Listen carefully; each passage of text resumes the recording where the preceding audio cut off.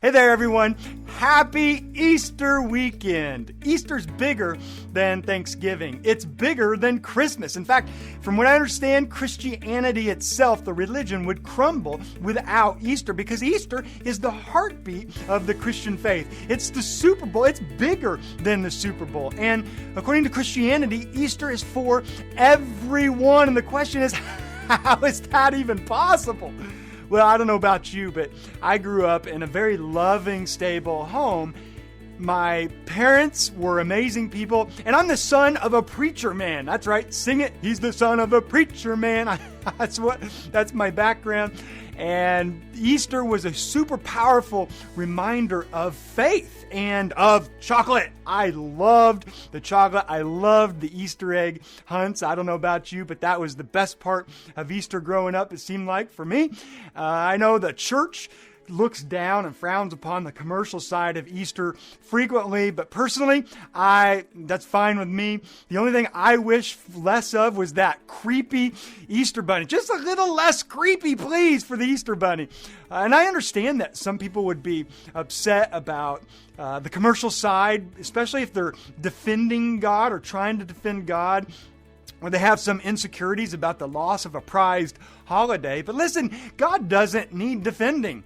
And Easter, if it's true, is bigger than some sort of calendarized holiday. Easter's bigger than that. Easter's bigger than the Super Bowl. Easter's bigger than you. Easter's bigger than me. But listen, Easter is for you and for me. It's for everybody because we're all on a journey. We're just trying to do the best that we can. And the question is, why is Easter such a big deal in the Christian faith? And for everybody, well, the narrative is that God loves everybody, and instead of leaving human beings to their to themselves and their own aches and anxieties and aloneness and finitude, you live and you die, and that's it. Sorry, see you later. He came to demonstrate this unconditional love, to which I commonly hear this astute reply, which is, why? If God wanted to save human beings from themselves, would he do it as a put on human flesh? That's so strange and weird. Hello?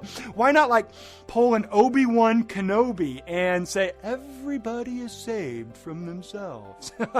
Or hand us the terms and conditions. We just read over the fine print and say, got it. Now listen, that question assumes that there is a God. It assumes that if there is a God, he cares enough to help, or she cares enough to help us. And it assumes the Christian version of God, which probably sounds offensive to some people, but it's definitely not meant to be. And here's the answer to that question, as well as to the answer, how in the world is Christianity bigger than the Super Bowl? How in the world is Easter bigger than the Super Bowl, I should say? And how is it for everyone? Well, I follow a guy named Anselm who lived in the medieval ages, and he lived in England during the time of peasants and knights and lords and kings and queens, and where the primary virtue, everybody's got virtues in their cultures, the primary virtue in that particular culture was honor. Everybody say honor? Honor! And if you broke honor, you had to pay satisfaction. You had to make satisfaction, which means if you did something wrong, you had to repair it and go above and beyond. That's the ultimate idea of satisfaction, to go above and beyond in making amends with the offended party. So it would be like if you were back in the day and you were a peasant, or I was a peasant, and you were hungry, and your wife or your husband and your kids are counting on you to provide. And back in the day, there's, not a whole lot of food to go around. So you're like, where am I going to get my next meal from? And in fact, all over the world, there's places that this is still the case. If you're in North America, be grateful that you have a meal today, 3, 4, 5 meals today. And in Anselm's period, you're hungry. You sometimes starving in the literal sense. So you see an apple cart over there in the royal court, and you think, man, it would be nice. It would be really nice to have some of those apples. It'd be awesome to take some of those apples home to my kids and feed my kids and my wife. Not even enough to make an apple pie, just something to put in their bellies. And so you nonchalantly walk over to the apple cart and you look around and You don't see anybody paying attention. So you kind of put some of the apples, maybe 4 or 5 in your coat pocket. And you think, all right, nobody saw me. And you feel bad about it. You're a person of moral integrity, and you don't want to steal from people, but you need to provide. So you walk away and you start picking up the pace, thinking you're going to get out of this thing, feeling pretty good. And the next thing you know, you hear, stomping and horses running. And now all of a sudden you're surrounded by horses and knights, and dust has come up all around you. And you know by the look on the knights' faces that you're caught, that you are in serious trouble. They don't even see your apples yet, but you know that they know by the look on their faces. And so before you even take the apples out, you begin your justifications. You begin, sir, man, please. I just wanted to feed my kids. I just wanted to take care of my spouse.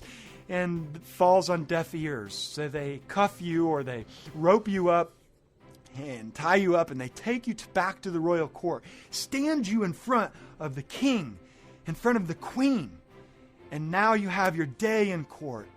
And while you're standing there, you know your wife back home, your husband back home, and your kids are growing concerned. It's getting late. And now you have a couple of options back in this day in Anselm's period. You can either, 1, pay satisfaction. So the king and the queen say, okay, make satisfaction. And you're off. Which means you go above and beyond. Meaning if you took 2 apples from a peasant, another peasant, you're a peasant, then that means you owe the peasant 2 apples, plus go above and beyond another 2 apples. You owe him 4 apples. And if you stole from a knight higher up on the food chain, because it was a hierarchy society, you would have to pay the knight like 6, 8, 10 apples. And if it was a lord, so peasants, knights, lords, kings, and queens, if it was a lord, you'd have to pay like 24 apples. And if it was the king and queen, you might as well go buy another orchard of, apple orchard, and give that apple orchard to the king and queen in order to make satisfaction, to pay honor to people's positions and people's reputations and roles in that society. Well, you can't take that option because you stole the apples in the first place, because you don't have any apples to eat, let alone give away. So option 1 is out of the picture for you, and that leaves option number 2, which is execution. Those were your 2 options in that day. You make satisfaction to pay honor and to keep society in order, or you face execution. And so you see the knight over in the corner. And you see the king over here nod to the knight. And the knight takes a step forward towards you and pulls out the sword. And you think, where could I run? But you're trapped. You're surrounded. There's nothing that you can do. And takes out the sword. And he takes another step towards you. And you can feel a tear go down your cheek. And it lands loudly on your boot. And you start thinking the last thoughts of your wife or husband and kids. Enter Easter. And the story goes that God created free human beings to leverage their human freedom for one another. And something went really haywire as they leveraged their human freedom against rather than for one another. And it's been happening ever since, hasn't it? The results are crazy. We go to war with one another. We yell at each other. We whine to each other. Our presidential candidates on public television are yelling at each other. We get petty arguments over our lawns with our neighbors. We shame ourselves. We have self-doubts and self-flagellations. We play the blame game with politicians and leaders, and we complain about our coworkers and bosses as if it's all their responsibility. We carp to our spouses about our spouses. We cripple our children with conditional love rather than unconditional love.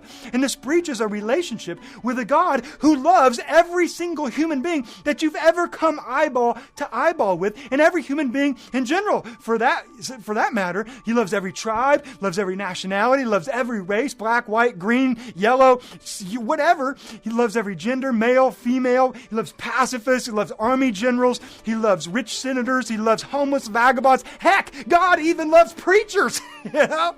And I go with Anselm here in the same way that the peasant breached the honor of the royal court because the apples were stolen from the royal court. So you have to go way above and beyond to make satisfaction. And so got to find a way to make satisfaction with the royal court. So too have we human beings breached the honor of the good character of God who loves everybody. Somehow we got to make satisfaction, not because God is mad. Listen, God's not mad at you. God's not mad at me. God's not mad at anybody. I don't know what story you've been told or raised upon, but God's not mad at you. The issue is the human beings have bankrupted themselves with their pride and with our vanities and untethering ourselves from goodness himself. And here's the alarming result. Who on earth can we send to this good, loving God to make satisfaction? I mean, even if we came up with, who would we pick? I don't know. Even if it was like Mr. Rogers in his prime. He was in his prime, and he was brave enough to approach this transcendent, amazing God. And let's say he even had enough apples. What's more palpable here is that if there is a God, and I have not tried to demonstrate that whatsoever in this video, but I'm just wondering if there is, given Easter weekend, if there is a God, it means that he's created all of this, and thus he owns all the apples and everything in the world. So even if Mr. Rogers was brave enough and courageous enough to go represent all of humanity on our behalf to hand over apples, first of all, God already owns it all. So second of all, you couldn't even go above and beyond that because it's not yours in the first place, Mr. Rogers. So it seems that only God has the ability to make satisfaction. But human beings are the ones who breached his honor. So it's us who needs to make the satisfaction. But human beings can't make satisfaction. It's why the knight reaches for his sword and steps forward. It's also the reason for Easter. And it's why the New Testament part of the Bible portrays God as running towards human beings with arms wide open, with a heart big and full of love for human beings, and racing and running towards them, not waiting for humans to come to them because they can't make satisfaction, and going towards them. That's why Easter is so big. It's bigger than the Super Bowl. There needs to exist a person that will make satisfaction. A human being is responsible for making it, need to be a human being. And that same person needs to have the capability and ability and competency and wherewithal to be able to make satisfaction. God. So you need a person who is the God man. Enter Easter. Enter Jesus. Enter Friday. Why Friday's called Good Friday. It's why Sunday is bigger than the Super Bowl. And you don't have to believe this is true to understand how it could be for everyone. And that if this was true, isn't this unbelievable? Isn't this remarkable? Isn't this amazing and absolutely stunning that if there is a God, that this God races towards us, that this God is not mad at you, that this God loves you, God loves me, that he is for all of us, and that Easter is when God steps in to the royal court and says, I have put on human skin, and therefore, as a human part, as a human being, pierce me with that sword, because a human being is required to go above, to make satisfaction. And yet I am fully God at the same time. And so I have the ability to make satisfaction. And he gets pierced by that sword on our behalf. He steps in front of you. He steps in front of me and makes satisfaction. And then a few days later, raises from the dead, not to show off, although that's pretty cool if that's the case. He's already created the whole world. That's showing off enough, isn't it? But rather to showcase what he's going to do for you and me and every human being when they die. We can't wake ourselves up. He wakes us up and he says, you get to live. You are set free. God loves you. God is for you. And that, my friends, is the story of Easter.